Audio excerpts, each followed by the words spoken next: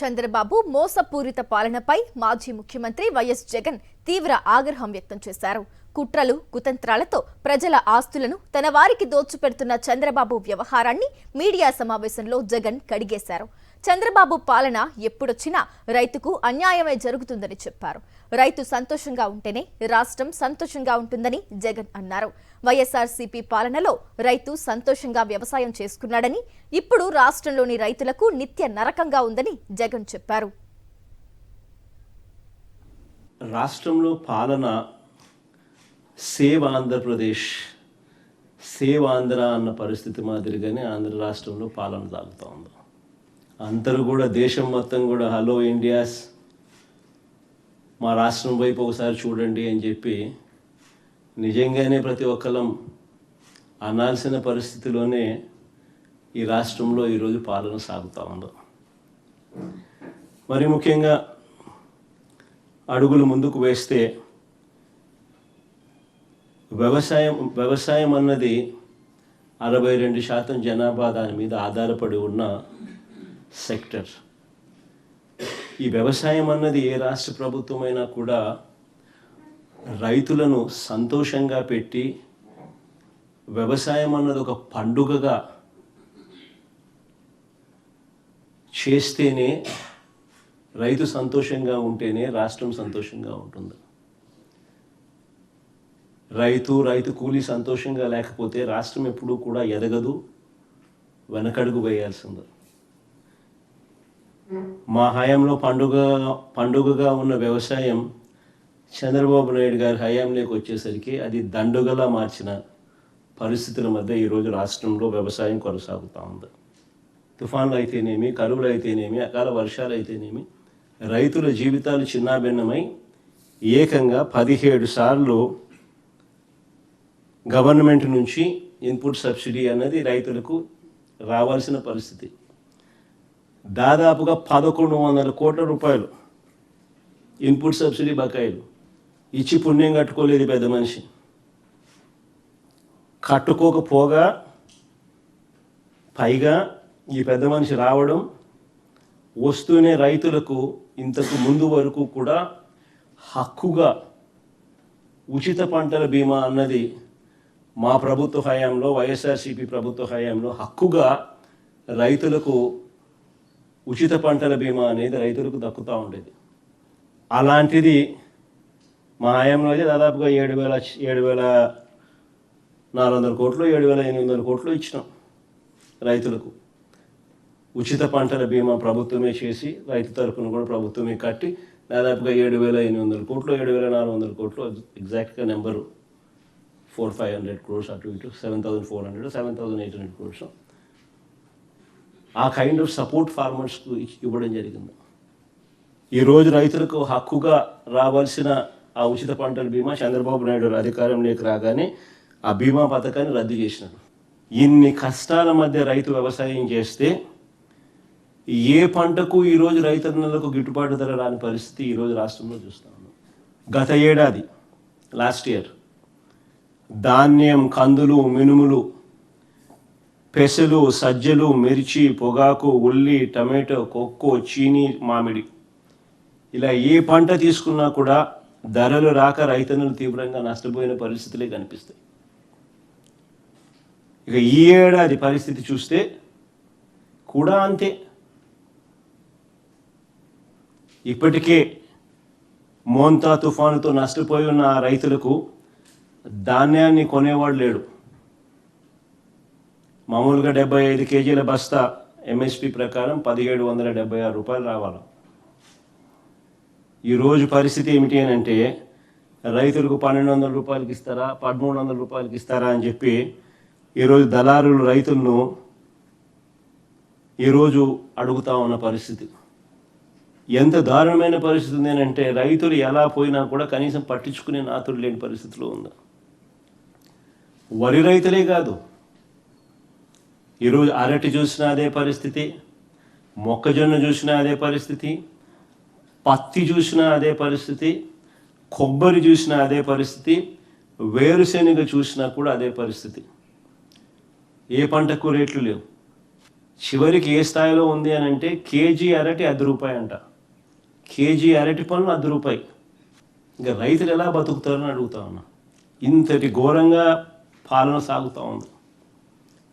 అదే ఒకసారి గతంలో మా ప్రభుత్వ హయాంలో ఒకసారి పాలన గుర్తు తెచ్చుకుంటే ఇలాంటి పరిస్థితులు ఇలాంటి సందర్భాలలో వైఎస్ఆర్సీపీ ప్రభుత్వ హయాంలో గతంలో అప్పట్లో అరటి చీనీ రైతుల కోసం ఏకంగా ప్రత్యేక రైలు నడిపాం. అనంతపురం నుంచి ఢిల్లీకి, తాడిపత్రి నుంచి ముంబైకి, నంద్యాల కర్నూలు నుంచి గజియాబాద్కు, లక్నోకు ప్రత్యేక రైలు నడిచినాయి.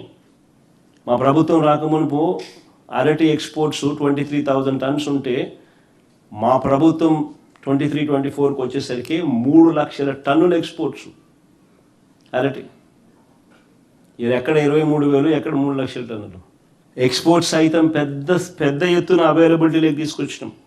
రైతులకు అదనంగా 20-40% రేట్లు పెరిగాయి.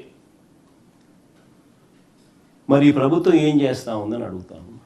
చంద్రబాబు నాయుడు అనే వ్యక్తి ఏం చేస్తూ ఉన్నాడని అడుగుతా ఉన్నా. నిద్రపోతున్నాడా?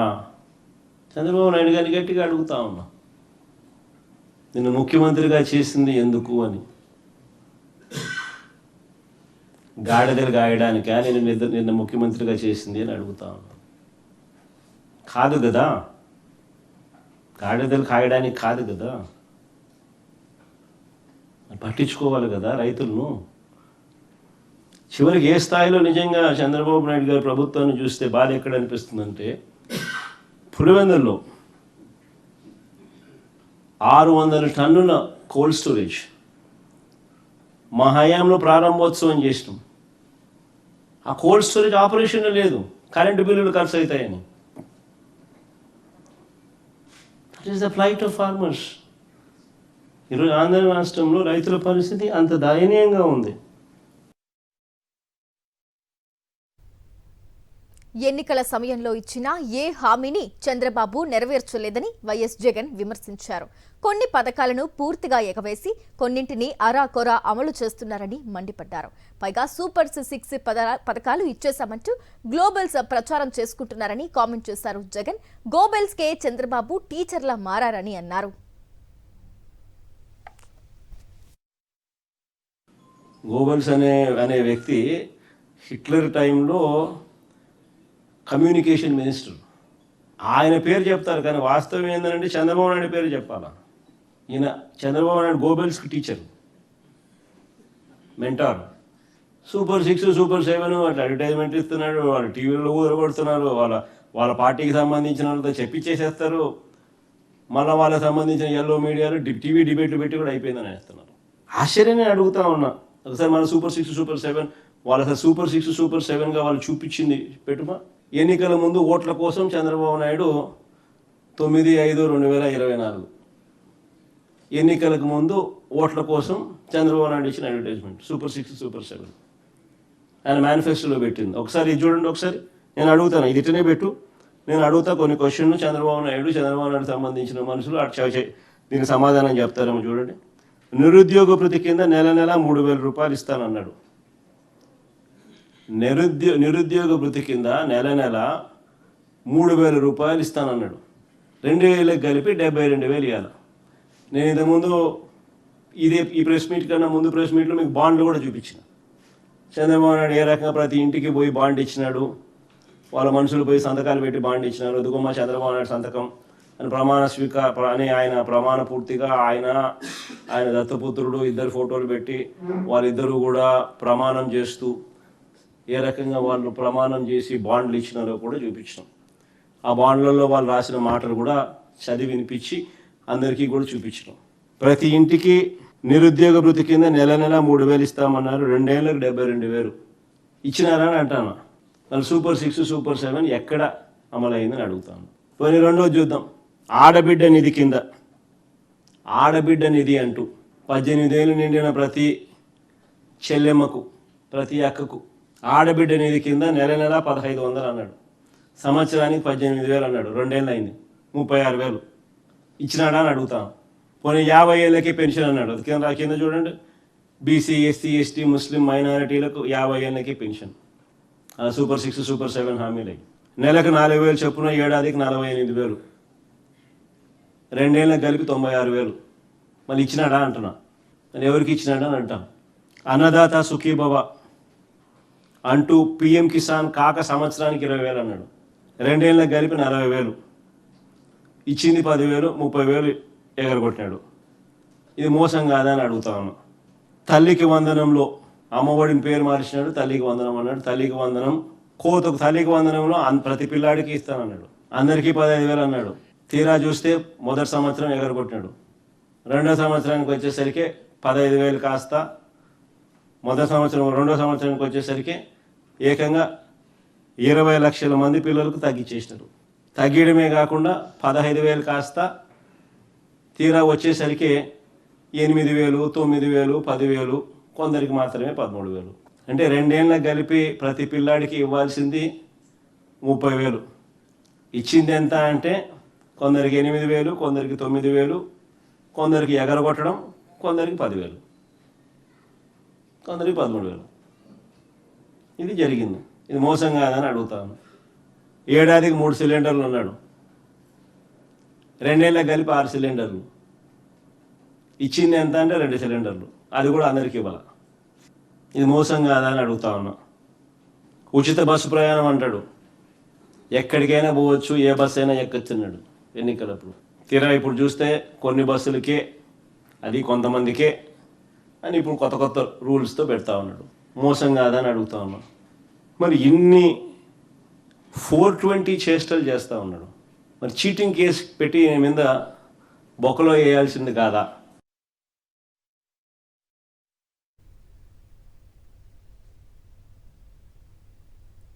విశాఖ స్టీల్ ప్లాంట్ విషయంలో చంద్రబాబు మోసపూరితంగా వ్యవహరిస్తున్నారని జగన్ ఆగ్రహం వ్యక్తం చేశారు.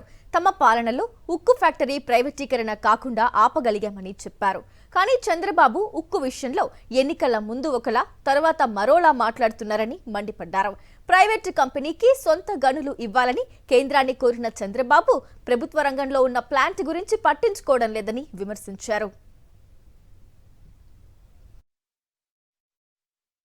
ఆంధ్రుల హక్కుగా, ఆంధ్రుల మనోభావాలను రిఫ్లెక్ట్ చేస్తూ ఈ ప్లాంట్ ఏదైతే కమిషన్ అయిందో, నిజంగా వీళ్ళు ప్రైవేటీకరణకు వ్యతిరేకంగా ఆందోళన ఉధృతంగా సాగుతూ ఉంది. ఇక్కడ ఈ స్టీల్ ప్లాంట్ ప్రైవేటీకరణ కాకుండా మా 5 ఏళ్ల పీరియడ్లో మేము ఈ ప్లాంట్ను కాపాడగలిగాం. ఏకంగా అసెంబ్లీలో తీర్మానం చేసినాం. ఎట్టి పరిస్థితుల్లోనూ ఈ ప్లాంట్ ప్రైవేటైజ్ చేయకూడదు అని చెప్పి అసెంబ్లీలో తీర్మానం చేసి ఈ ప్లాంట్కు మంచి జరిగేట్టుగా వెంటనే ఈ ప్లాంట్కు క్యాప్టివ్ మైన్స్ అలాట్ చేయండి అని చెప్పి మేము తీర్మానం చేసి పంపించినాం. నిజంగా వీళ్ళు ప్రైవేటీకరణకు వ్యతిరేకంగా ఆందోళన ఉధృతంగా సాగుతూ ఉంది. ఇక్కడ ఈ స్టీల్ ప్లాంట్ ప్రైవేటీకరణ కాకుండా మా 5 ఏళ్ల పీరియడ్లో మేము ఈ ప్లాంట్ను కాపాడగలిగాం. ఏకంగా అసెంబ్లీలో తీర్మానం చేసినాం. ఎట్టి పరిస్థితుల్లోనూ ఈ ప్లాంట్ ప్రైవేటైజ్ చేయకూడదు అని చెప్పి అసెంబ్లీలో తీర్మానం చేసి ఈ ప్లాంట్కు మంచి జరిగేట్టుగా వెంటనే ఈ ప్లాంట్కు క్యాప్టివ్ మైన్స్ అలాట్ చేయండి అని చెప్పి మేము తీర్మానం చేసి పంపించినాం అసెంబ్లీలో. కార్మికుల ఉద్యమానికి మద్దతు అంటూ వీరు డైలాగులు పీకాడు. కార్మికులందరితో కూడా చెప్పించాడు. ఈయన చెప్పడము, వాళ్ళందరితో చెప్పించడము బాగుంది. ఇవాళ ప్రైవేటీకరణపై ప్రశ్నిస్తే పని చేయకుండా జీతాలు ఇవ్వాలా? ఇంట్లో పడుకొని పని చేయకపోతే ఎలా? ఊరికే జీతాలు ఇస్తారా? పక్కనే మరో ఫ్యాక్టరీ ప్రైవేట్ వాళ్ళది వస్తూ ఉంది, వాళ్ళు లాభాల్లోకి వెళ్తారు అని చెప్తూ తమాషాలు చేయొద్దు. పీడీ యాక్టులు పెట్టి లోపల వేస్తాను అంటున్నా. ఇది ఇప్పుడు on account of on a percentage of total expenditure చూస్తే విశాఖపట్నం స్టీల్ ప్లాంట్లో కూడా 11.2%, సేల్లో కూడా 11.2%. తేడా ఏమీ లేదు. వీళ్ళకున్న సేల్స్లో రెవెన్యూస్లో ఎంప్లాయీ ఎక్స్పెండిచర్ 11.2%. కానీ సేల్ ఎందుకు ఇంకా బెటర్గా ఉంది రిజల్ట్స్, ఆర్ఐఎన్ఎల్ రిజల్ట్స్ ఎందుకు, విశాఖపట్నం స్టీల్ ప్లాంట్ రిజల్ట్స్ ఎందుకు బెటర్గా లేవు అంటే కారణం ఐరన్ ఓర్. సేల్కు క్యాప్టివ్ ఐరన్ ఓర్ మైన్స్ ఉన్నాయి. On account of captive iron ore mines Visakhapatnam steel ప్లాంట్కి లేకపోవడం వల్ల. ఇది మేజర్ క్రైటీరియా. దీనికి క్యాప్టివ్ ఐరన్ ఓర్ మైన్స్ ఇప్పించమని చెప్పి వీళ్ళు పోయి ఢిల్లీకి పోయి వీళ్ళు ఎన్డీఏలో కూటమిగా ఉన్న పరిస్థితుల మధ్య అడగాల్సింది పోయి వీళ్ళు ఏం చేస్తారు, మిట్టల్ అనే ప్రైవేట్ స్టీల్ ప్లాంట్ పెట్టబోతున్నారట, వాళ్లకు క్యాప్టివ్ మైన్స్ చేయాలని చెప్పి పోతారు.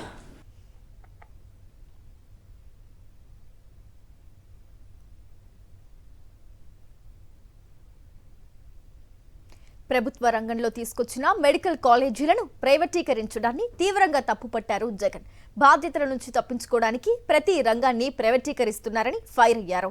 మెడికల్ కాలేజీల ప్రైవేటీకరణ పెద్ద స్కామ్ అన్నారు ఆయన. దీన్ని ప్రజలు కూడా తీవ్రంగా వ్యతిరేకిస్తున్నారని, ప్రజల నుంచి 1 కోటి సంతకాలు సేకరించామని, ఈ నెల 16న వాటిని గవర్నర్కు అందజేస్తామని జగన్ చెప్పారు.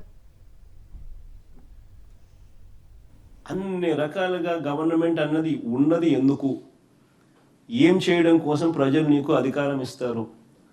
చదువులు, వైద్యము, లా అండ్ ఆర్డరు, ట్రాన్స్పరెన్సీ, వ్యవసాయము, ఏ కదా చేయాల్సింది? అన్నీ తిరోగమనమే, అన్నీ స్కామ్లే, ఏవి పట్టించుకునే పరిస్థితి లేదు, అన్నీ ప్రైవేట్. బాధ్యత నుంచి అన్నీ తప్పించుకోవడం, ఉన్న కాడికి స్కాములు చేయడం. ఒక పక్క ప్రజా ఉద్యమం జరుగుతోంది.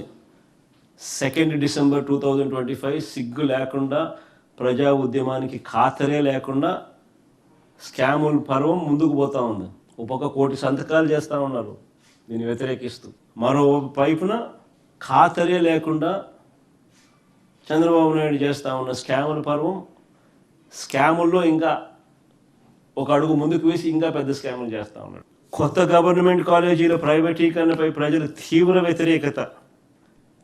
వ్యతిరేకత చూపిస్తూ ఉన్నా కూడా ఈ నిర్ణయాన్ని వెనక్కి తీసుకోకపోవడంతో ప్రజలందరూ కూడా రోడ్ల మీద ఎక్కుతున్నారు. 175 నియోజకవర్గాల్లో మా పార్టీ ఇప్పటికే భారీ ర్యాలీలు ప్రజల తరపున, ప్రజలతో కలిసి ప్రజల గొంతుకను ఇప్పటికే వినిపించడం జరిగింది. 1 కోటి మందికి పైగా సంతకాలు పెడుతూ ఈ ఉద్యమానికి పెద్ద ఎత్తున ప్రజలు సంఘీభావం తెలుపుతూ ఉన్నారు. ఇప్పుడే నిన్ననే గవర్నర్ గారి దగ్గర నుంచి కూడా డేట్స్ కన్ఫర్మ్ అయినాయి. కాబట్టి ఈ నెల 10వ తారీఖున ప్రజలు చేసిన ఈ సంతకాల పత్రాలు ప్రజలకు, మీడియాకు, అందరికీ కూడా ఆయా అసెంబ్లీ సెగ్మెంట్లలో డిస్ప్లే చేసి ప్రజలకు, మీడియాకు చూపించి ఈ నెల 10వ తారీఖున నియోజకవర్గ కేంద్రాల నుంచి జిల్లాలకు పంపడం జరుగుతుంది. 10వ తారీఖున 13వ తారీఖున జిల్లా కేంద్రాలలో ర్యాలీ చేసి ఆ ప్రజలు చేసిన ఆ సంతకాలు, ఆ 1 కోటి సంతకాలకు పైగా ఆ పత్రాలను పార్టీ సెంట్రల్ ఆఫీస్కు జిల్లాల నుంచి బయలుదేరుతాయి. అన్ని జిల్లాల నుంచి వచ్చిన ఈ 1 కోటి సంతకాలకు పైగా ఈ పత్రాలను తీసుకుని రాష్ట్ర గవర్నర్ గారికి ఈ నెల 16న సమర్పిస్తాం.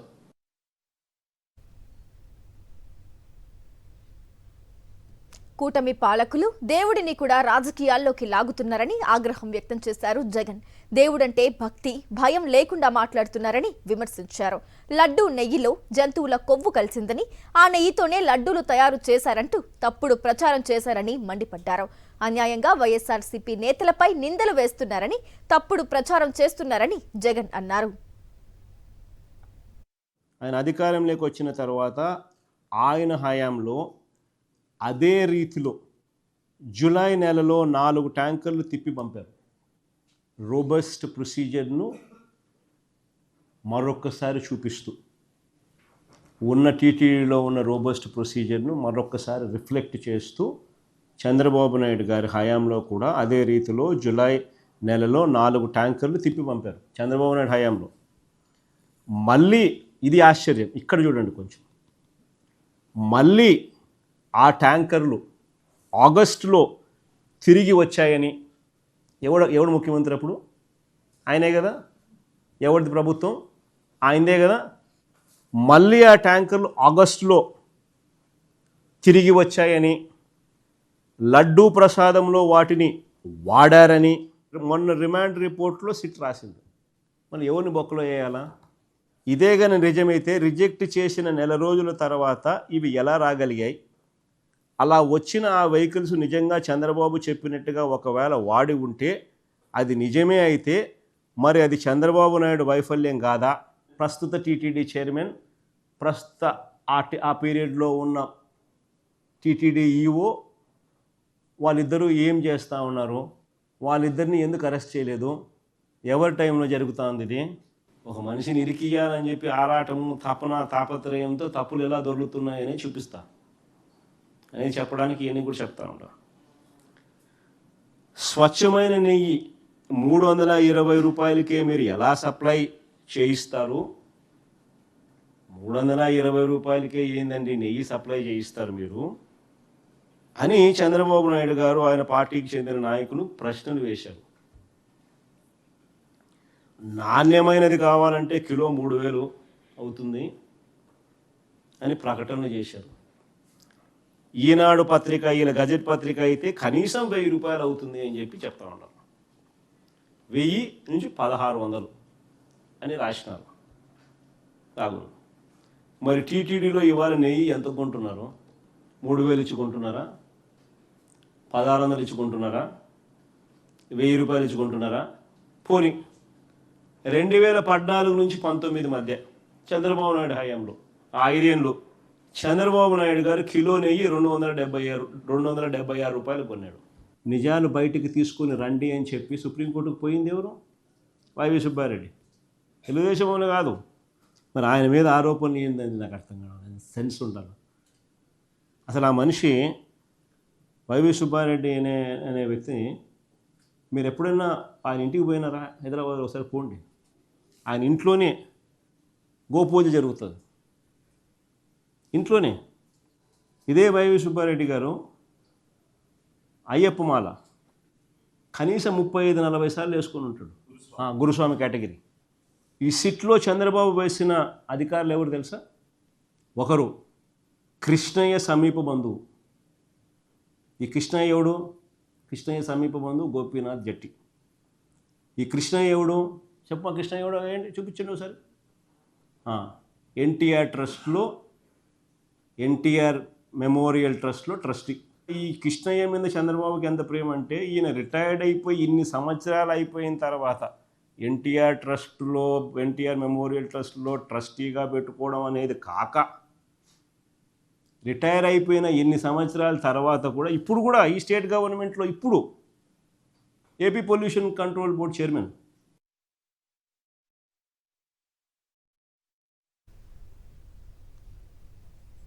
తన మద్యం కుంభకోణం నుంచి బయటపడేందుకు బాబు అనేక కుట్రలు చేస్తున్నారని జగన్ విమర్శించారు.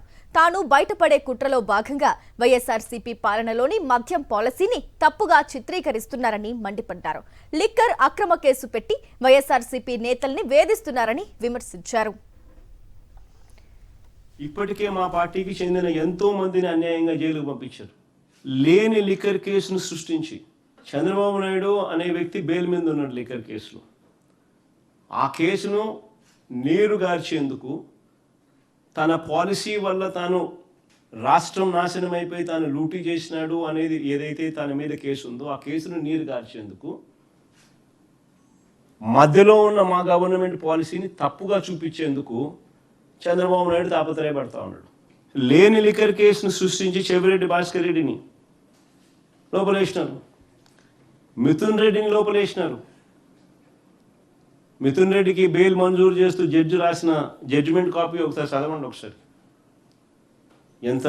ఎంత ఇదిగా జడ్జి రాసినాడంటే అసలు ఎందుకు అరెస్ట్ చేస్తున్నారు, ఆయనకి ఏం సంబంధము అని ఏకంగా జడ్జి కూడా ఆశ్చర్యపోయి రాసే పరిస్థితిలో రాసినాడు జడ్జిమెంట్. రిటైర్డ్ అధికారులు కృష్ణమోహన్ రెడ్డిని, ధనుంజయ రెడ్డిని, multi MNC company whole time director Balaji గోవిందప్పను, రాజ్ కసిరెడ్డిను వీళ్ళందరినీ నిర్బంధించినారు. వీళ్ళేమన్నారు? పక్కన పెట్టలే అంతా కలిపేసినారంట. నోట్ నెంబర్లు లేవు అని కలిపేసినామంటున్నారు. అంటే ఏకంగా ఆ డబ్బులు బయటపడితే ఆ ఇంజనీరింగ్ కాలేజ్ డొనేషన్ డబ్బులు అని చెప్పి తెలుస్తాయని, ఆ డబ్బులు దొరికింది ఇంజనీరింగ్ కాలేజ్ డొనేషన్కి సంబంధించిన డబ్బులు. ఆ మనిషికి engineering college donation engineering colleges ఉంటాయి. సో ఆయన గోడౌన్లో డబ్బులు దొరికినాయంటే అది ఇంజనీరింగ్ కాలేజ్ డొనేషన్లో డబ్బు అని తెలుస్తుంది అని చెప్పి తెలియకూడదని అది లిక్కర్ అని బ్రాండ్ వేసి 11 కోట్లు వీళ్ళే డబ్బులు పెట్టి ప్లాంట్ చేసి కేసులు బిల్డ్ చేస్తూ ఉన్నారు.